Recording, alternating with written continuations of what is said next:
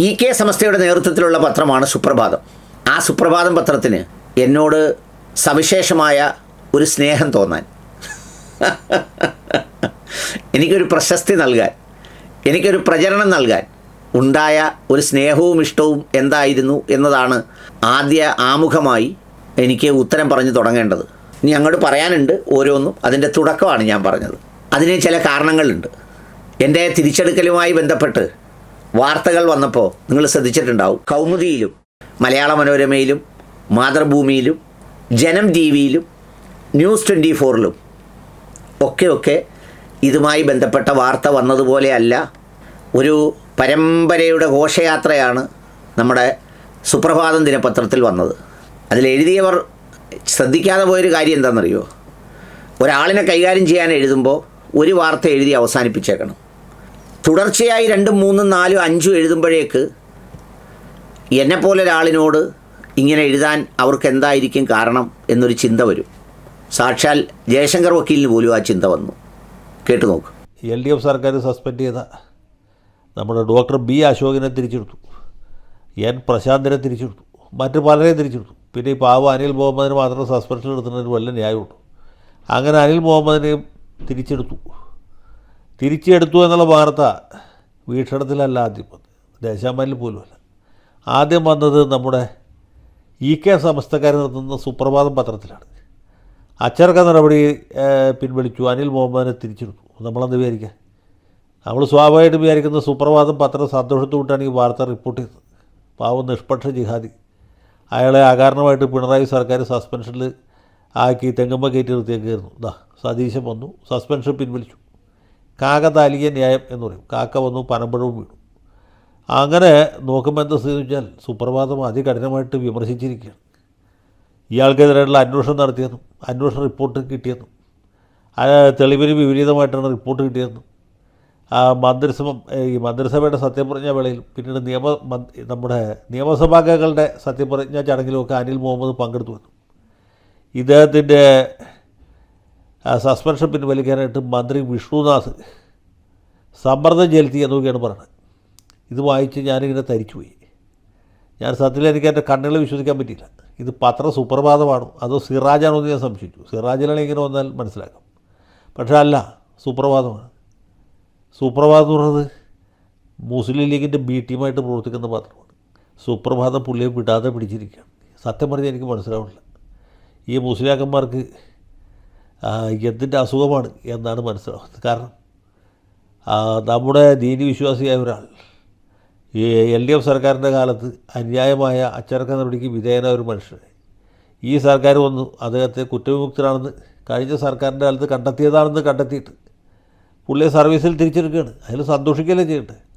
അതിന് പകരം ഇതുപോലെ ഗീബത്ത് പറഞ്ഞുണ്ടാക്കുന്നത് സുപ്രഭാതം ഒരു പത്രത്തിന് ചേർന്നല്ല. അതിൻ്റെ പത്രാധിപരൊക്കെ എൻ്റെ സുഹൃത്താണ്.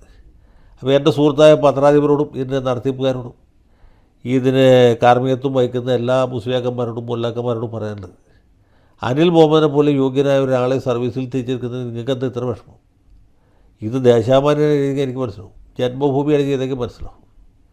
അല്ലെങ്കിൽ ഈ മതേതര മുഖം മൂടി അണിയുന്ന മാതൃഭൂമിയോ മനോരമയോ പോലെ ഏതെങ്കിലും പത്രമാണെങ്കിലും നമുക്ക് മനസ്സിലാവും. ഇവർക്ക് ആർക്കും ഇല്ലാത്തൊരു വിഷമം ഇത് ഞങ്ങളുടെ നാട്ടിൽ കുത്തിക്കഴപ്പെന്നാണ് പറയുക. അത് സുപ്രഭാതത്തിന് എന്തുകൊണ്ട് തോന്നുന്നു എന്നെനിക്ക് മനസ്സിലാവുന്നില്ല. പിന്നെ ജനം TV അവരോട് ഞാൻ വിയോജിക്കാറുണ്ട്, പല വാർത്തകളും ചെയ്യാറുണ്ട്. പക്ഷേ അവരും പറഞ്ഞു, ന്യൂസ് 24ഉം പറഞ്ഞു, മനോരമ പറഞ്ഞു. എൻ്റെ സസ്പെൻഷൻ ആദ്യം പുറത്തുവിട്ട വാർത്ത മനോരമയാണ് പത്രത്തിൻ്റേത്. മാതൃഭൂമിയും പറഞ്ഞു, ചന്ദ്രികയും പറഞ്ഞു. ഇവരെല്ലാം പറഞ്ഞതുപോലെയല്ല സമസ്ത പറഞ്ഞത്. അപ്പോൾ ആ സമസ്ത പറയാൻ ഇങ്ങനെ എൻ്റെ പിന്നാലെ നിൽക്കാനുള്ള സവിശേഷമായ സ്നേഹം എന്താണെന്ന് ചോദിച്ചാൽ, അതിൽ ഞങ്ങളുടെ ഈ ബാക്കിയുള്ള മതവിശ്വാസികളെ പോലെയല്ല ഇസ്ലാം മതത്തിൽ കളാ വീട്ടാനുള്ള ഒരു സംഗതിയുണ്ട്. ഹിന്ദു മതത്തിലും ക്രിസ്തു മതത്തിലൊന്നും അങ്ങനെ ഇല്ലെന്ന് തോന്നുന്നു. ഇപ്പം അമ്പലത്തിൽ പോകാത്തതിന് പകരം പിന്നീട് അമ്പലത്തിൽ പോയാലും മതി എന്ന് പറയുന്നൊരു വ്യവസ്ഥ ഇല്ലല്ലോ. അന്ന് വേണമെങ്കിൽ പോകണം, പോകണ്ടെങ്കിൽ പോകണ്ട, ഇല്ലെങ്കിൽ വീട്ടിൽ പ്രാർത്ഥിക്കണം. വളരെ ഫ്രീഡം ഉണ്ടല്ലോ ഹിന്ദു മതത്തിൽ. ക്രൈസ്തവ മതത്തിലും അന്ന് കുർബാനയ്ക്ക് പോകാത്തതിന് പകരം മടക്കി കുർബാനയ്ക്ക് പോകാൻ പറ്റുമെന്നൊന്നും എനിക്കറിഞ്ഞുകൂടാ. ഇസ്ലാം മതത്തിൽ അങ്ങനെയല്ല. ഞങ്ങളുടെ ഫർളുകൾ നഷ്ടപ്പെട്ടാൽ പിന്നെ ആ ഫർള് കളാ വീട്ടണം. സുന്നത്തുകളാണെങ്കിൽ അതിൽ കൂടുതൽ ജാഗ്രത കാണിക്കണം. ഇപ്പം നോമ്പ് പിടിക്കാൻ ഒരു വർഷം എന്തെങ്കിലും കാരണം കൂടാതെ മുടങ്ങിയാൽ അത് മടക്കി പിടിക്കണം. അപ്പോൾ അതുകൊണ്ട് ഒരു പഴയ കളാ വീട്ടലാണ് മടക്കി പിടിക്കൽ. പഴയതല്ല, ഇങ്ങനെ കാലികമായി അപ്ഡേറ്റ് ചെയ്ത് വരുന്ന സംഗതിയാണ്. അപ്പോൾ അതുകൊണ്ട് ബാക്കിയുള്ളവരെ പോലെ കളാ വീട്ടാതെ വിടാൻ പറ്റില്ല, അങ്ങനെ പിടിച്ചതാണ്. അതിന് കാരണം എന്താണെന്ന് ചോദിച്ചാൽ, ഇനിയിപ്പോൾ അതെല്ലാം പറയണമല്ലോ. കാരണം എന്താണെന്ന് ചോദിച്ചാൽ, ഞാൻ കൃത്യമായ ഘട്ടങ്ങളിൽ അവരുടെ നിലപാടുകളോട് വിയോജിപ്പ് പ്രകടിപ്പിച്ചിട്ടുണ്ട്, അവരുടെ പോസിറ്റീവ് സംഗതികളെ അഭിനന്ദിച്ചിട്ടുണ്ട്. സമസ്ത എന്ന് പറയുമ്പോൾ അതിൽ വലിയ ഒരു ജനസാഗരം പോലെ വളരെ പണ്ഡിത വരേണ്യന്മാരായ സൂക്ഷ്മതയുള്ള ആളുകൾ മുതൽ പള്ളിക്കൂടത്തിൽ കാശ് കെട്ടിച്ചവർ, രേഖ തിരുത്തിയവർ, മറ്റ് പല സംഗതികളും ചെയ്യുന്ന ആളുകളടക്കമുള്ളവർ ആ കൂട്ടത്തിലുണ്ട്. അപ്പോൾ ആ എല്ലാവരും കൂടി അടങ്ങുന്ന ഒരു സംഘത്തിന് മുന്നിൽ നമ്മുടെ നാട്ടിലൊക്കെ ഈ ഇടവഴിയിൽ വഴി വെട്ടുമ്പോൾ ആളുകളുടെ ഒരു താല്പര്യമുണ്ടല്ലോ, വഴിക്ക് വീതി വേണം, പക്ഷെ ഞങ്ങളുടെ സ്ഥലത്തൂടെ വേണ്ട. അതുപോലെ നമ്മൾ വിമർശിക്കണം, ഞങ്ങളെ വേണ്ട, വേറെ വേറെ വിമർശിച്ചോണം. വിമർശനമൊക്കെ ഗംഭീരമാകുന്നുണ്ട്, ഉജ്ജ്വലമാകുന്നുണ്ട് എന്നൊക്കെ പറഞ്ഞു.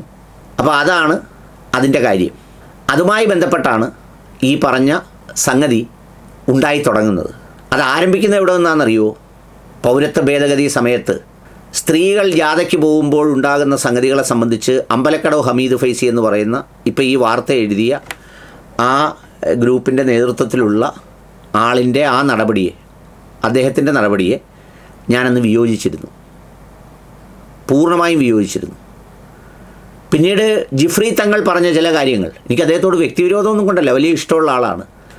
സ്ത്രീകളുടെ വസ്ത്രം ധരിച്ചു കൊണ്ടുപോകുമ്പോൾ ഭയങ്കരമായി നാറണം, ദുർഗന്ധം കൊണ്ട് ആരും നോക്കരുതെന്നൊക്കെ പറഞ്ഞ ഒരു സംഗതി ഉണ്ടായിരുന്നു. അതിനെ ഞാൻ വിമർശിച്ചിരുന്നു. പിന്നെ കാലാകാലങ്ങളായി ഇതിനകത്ത് ചില ചേരികളുണ്ടായിട്ട് പാണക്കാട് തങ്ങളെയും അതുപോലെ തന്നെ മറ്റുള്ളവരെയും ഒക്കെ അതിരൂക്ഷമായി വളരെ മോശമായി ചിത്രീകരിക്കുകയും വിള്ളലുണ്ടാക്കുകയും ഒക്കെ ചെയ്യുമ്പോൾ അതിനെതിരെയും ഞാൻ സംസാരിച്ചിരുന്നു.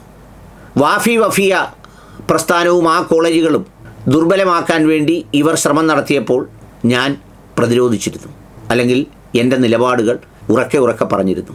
ജബ്ബാർ ഹാജിയെപ്പോലെ മലപ്പുറം ജില്ലാ പഞ്ചായത്ത് പ്രസിഡൻ്റായ അദ്ദേഹത്തെ തോൽപ്പിക്കാൻ ചരട് വലിച്ചപ്പോൾ അതിനെതിരെ ഞാൻ പറഞ്ഞിരുന്നു. പാർലമെൻറ്റ് തിരഞ്ഞെടുപ്പിൽ ലീഗിലെ എംപിമാരെ പരാജയപ്പെടുത്താൻ ബൂത്ത് തലത്തിൽ സംഗതികൾ ഉണ്ടാക്കുന്നതുമായി ബന്ധപ്പെട്ട ചില വിശ്വസനീയ വാർത്തകൾ പുറത്തു വന്നപ്പോൾ ഞാൻ പറഞ്ഞിരുന്നു. അങ്ങനെ അടക്കമുള്ള നിരവധിയായ പറച്ചിലുകൾക്കായി കാത്തിരുന്ന ഒരവസരം അവരെനിക്ക് തന്നുവെന്നേ ഉള്ളൂ, അത്രയേ ഉള്ളൂ. പക്ഷേ ആ തരുമ്പോൾ സത്യം വേണമായിരുന്നു. കാരണം ഇത് വായിച്ച് സ്വർഗത്തിൽ പോകുന്നു എന്ന് വിശ്വസിക്കുന്ന ആളുകളാണ്. സംഗതി ഗൾഫിലെ പത്രമൊക്കെ പൂട്ടിയെങ്കിലും. അപ്പോൾ അവർക്ക് മുന്നിൽ ഇപ്പോൾ സാധാരണ ഏതെങ്കിലും കൂലി എഴുത്തുകാരനോ അല്ലെങ്കിൽ ഈ മഞ്ഞപ്പത്രം നടത്തുന്നവനോ കാശിന് പകരം ഗുണ്ട് പോലെ ഇത് വിൽക്കാൻ നടക്കുന്നവനോ ഒക്കെ എഴുതുന്ന പോലെ ഉള്ള ഒരു എഴുത്തും കുഴലൂത്തും അല്ല അതിലുണ്ടാകേണ്ടിയിരുന്നത് സത്യങ്ങളായിരുന്നു. ആ സത്യങ്ങളായിരുന്നെങ്കിൽ നമുക്ക് പറയുന്നതിനൊക്കെ ഒരു രസമുണ്ടായിരുന്നു. പക്ഷേ അത് മുഴുവൻ കള്ളങ്ങളാണ്. അല്പസത്യങ്ങൾ, ഒരു 5%, 7% സത്യവും 93% പച്ചക്കള്ളങ്ങളുമാണ് നിരത്തിയിട്ടുള്ളത്. അതിന് ഞാൻ വരുന്ന ദിവസങ്ങളിൽ പറയാം. കാരണം ഇത് ഞാനിപ്പോൾ പറഞ്ഞത് എന്തുകൊണ്ടാണ് അവരെതിരാവുന്നത് എന്നുള്ളതിന് എനിക്കിപ്പോൾ ജയശങ്കർ വക്കീൽ പറഞ്ഞ പോലെ പ്രയോഗമൊന്നും പറ്റുന്നില്ല. അപ്പോൾ അതുകൊണ്ട് അവരോട് അവരുടെ ആത്മീയ ചൂഷണങ്ങൾക്കെതിരെ, അവരുടെ ആത്മാർത്ഥതയില്ലായ്മയ്ക്കെതിരെ, അത്തരം സംഗതികൾക്കെതിരെ നടത്തിയ ആ സാധനം ഇപ്പോൾ ഗവൺമെൻറ്റിലേക്ക് വന്നപ്പോൾ, ഗവൺമെൻറ് മാറി വരുമ്പോൾ ഞാൻ എന്തോ ഭയങ്കരമായ സംഗതി, എൻ്റെ പ്രിയപ്പെട്ടവരെ, ഞാനൊരു 5-6 വർഷം മാനേജിങ് ഡയറക്ടറായിട്ട് ഇരുന്നെങ്കിലും ഈ വിൻഡോയിൽ നിങ്ങളുമായി സംസാരിക്കാൻ തുടങ്ങിയതിന് ശേഷമുണ്ടായ ഒരു റീച്ചോ ഒരു കവറേജോ ഒരു ആത്മസംതൃപ്തിയോ എനിക്ക് വേറെ ഒന്നിലും കിട്ടിയിട്ടില്ല. ഒന്നിലും. എനിക്കാകെ അത് കഴിയാതിരിക്കരുത്, പടച്ചമ്പുരാൻ ശബ്ദവും ആരോഗ്യവും ആശയവും തരണമെന്നും സമയം തരണമെന്നും ആരോഗ്യം തരണമെന്നും ഒക്കെയുള്ള പ്രാർത്ഥനയുള്ളൂ. ബാക്കിയൊന്നും എനിക്ക് പ്രശ്നമല്ല. അപ്പോൾ അതുകൊണ്ട് ഞാൻ ഇവരെ പോലെ ഈ അധികാരവർഗത്തിനോടൊപ്പം ചേർന്ന് നിന്ന് ആരെയും അട്ടിമറിക്കാനും പിന്നെ എന്താ പറയുന്നത്, ഈ കൂതറ പണി ചെയ്യാനും ഒക്കെ നിന്ന് കളയുന്നത് കൊണ്ട് അങ്ങനെ ഒരു വാർത്തയുണ്ടാക്കി എനിക്ക് സംഭവിക്കാൻ പോകുന്ന ഒരു സംഗതിയെ മുഴുവൻ തടയിടാൻ വേണ്ടി, എന്നിട്ട് ഇവർ പറയുന്നത് എന്താ, വൽഖദ്രി ഹൈരിഹി വശദിഹി മിനല്ലാഹി തആല, ഹൈറും ഷർറുമായ എല്ലാ കാര്യങ്ങളും അള്ളാഹുലൂടെ വരുന്നതാണ്, സുപ്രഭാതത്തിലൂടെ വരുന്നതല്ല. അതുകൊണ്ട് തൽക്കാലം നിർത്തുന്നു. സമയമില്ലാത്തതുകൊണ്ട് മാത്രമാണ് നിർത്തുന്നത്. ബാക്കി വരും ദിവസങ്ങളിൽ ഞാൻ ഇതിൻ്റെ സംഗതികളെല്ലാം പറയാം. ഇതുമായി ബന്ധപ്പെട്ട ഒരുപാട് സംഭാഷണങ്ങൾ എൻ്റെ കയ്യിലുണ്ട്, ഒരുപാട് സ്ക്രീൻഷോട്ടുകളുണ്ട്. ആ സംഗതികളൊക്കെ നമുക്ക് പങ്കുവെക്കാം, സംസാരിക്കാം.